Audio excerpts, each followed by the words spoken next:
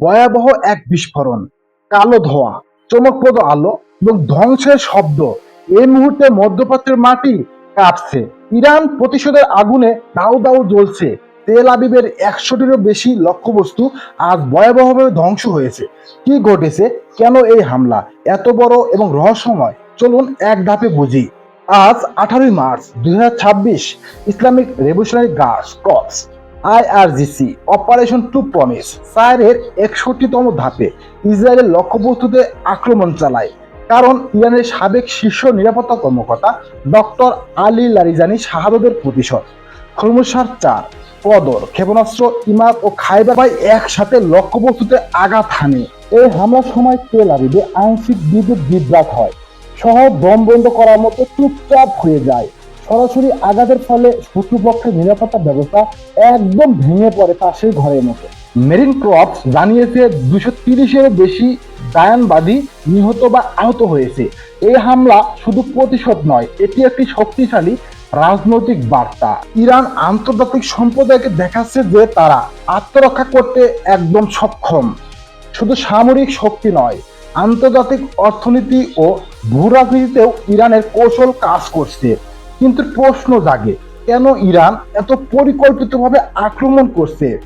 হাতের হাতে ক্ষেপণাস্ত্র, বহু ওয়ারহেড নিখুঁত নিশানা। এটা কোনো অদক্ষ হামলা নয়, এটা শত্রুপক্ষের উন্নত বিমান প্রতিরক্ষা ভাঙ্গার একটি পরিকল্পিত শিকার।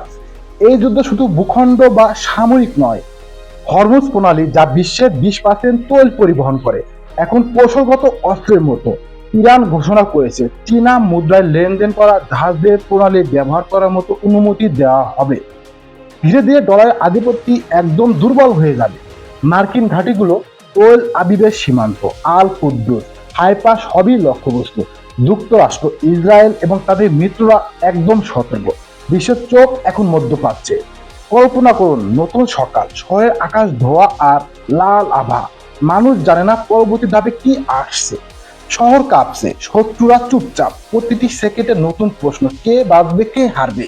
IRGC বলছে হামলা চালানোর ধরন একেবারে একদম নিখুঁত।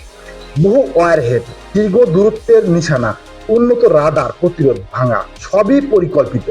শত্রুপক্ষ প্রতিরোধ করতে পারছে না। তবে প্রশ্ন এখন অন্যদিকে, ইরান কি এখানেই থামবে? দুই শক্তির সংঘাত কি আরো তীব্র হবে? পরবর্তী ধাপে কিভাবে প্রতিশোধ বা আক্রমণ হবে? শহরের সুনামি, আকাশে অন্ধকার, বিদ্যুৎ বিভ্রাট, মানুষ চুপচাপ আতঙ্কে। এই প্রতিশোধ শুধুমাত্র অস্ত্রের নয়, মানসিক ও কৌশলগত লড়াই। বিশ্বের শক্তিশালী দেশগুলো পর্যবেক্ষণ করছে। তৈল, অর্থনীতি, রাজনৈতিক প্রভাব সবই জড়িত। ইরানের এই কৌশল আন্তর্জাতিক মানচিত্রের নতুন দিক নির্দেশ করছে। এই মুহূর্তে মধ্যপ্রাচ্য একটি বড় পরীক্ষা। আগামী দিনগুলোতে পরিস্থিতি কেমন হবে? এটি শুধু সামরিক লড়াই নয়, এটি রাজনৈতিক, অর্থনৈতিক এবং কৌশলগত যুদ্ধ।